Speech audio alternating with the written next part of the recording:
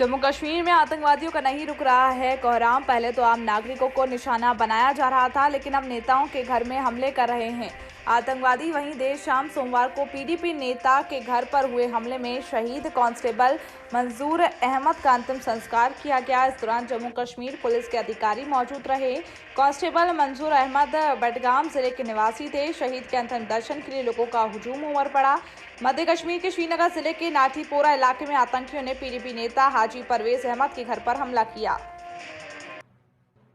You must understand that we are going through a very important exercise throughout the state,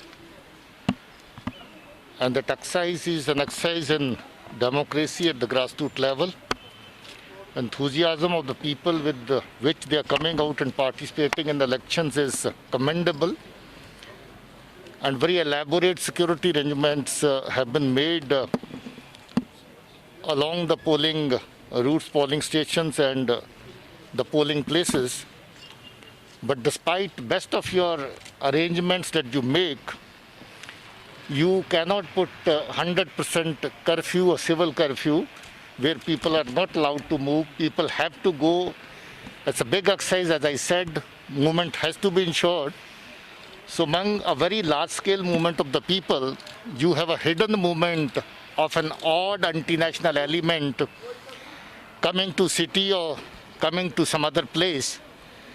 Yesterday only you have had an incident in Poonch where Lashkar-e-Toba group of terrorists was sent from Pakistan, and they tried to come over to Shopian. They could not because of the heavy snowfall, and a police party along with army tracked them down after 3 days, carried out an operation wherein they were asked to surrender so that we could show to the entire world that that is how Pakistan is indulging in the affairs of India and particularly Jammu and Kashmir. But unfortunately, they did not surrender. Firefight started, and in the firefight they got neutralized. But we have got enough evidence with us incriminating Pakistan in not only training people, sending terrorist outfits to this side of India to disturb the ongoing process. This incident also is part of the same design, part of the same conspiracy. We would bring the persons accused in this case to book very soon. Sir, what people behind this attack? And then the PDP worker has also alleged that the J&K police has cut down his security. Even the Miss Mufti has come out with a tweet alleging that those allegations are baseless. 2 PSOs were with him. 1 PSO is still there. Even bigger amount of PSOs. In case of Wasim Bari, there were 10 PSOs. But an incident took place. So an incident, there is a possibility of, despite the PSOs being there, there is a possibility that fellow was advised to leave that area because that's a thickly, densely populated area. There's a written record with the police station. He was asked to shift to some safer location. That is not a better location, good location to stay for a protected person. He did not heed to the advice.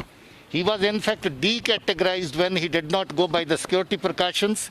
He regularly violates security precautions. So he was decategorized, security was withdrawn.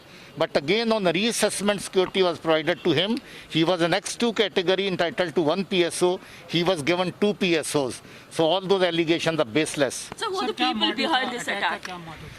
Motive, as I said already, motive is to disturb the ongoing process of electioneering, which is a very, very big event, and people are very enthusiastically participating in that. And this is also an attempt to disturb the peaceful environment that we have brought in with the cooperation of the people and hard work of the.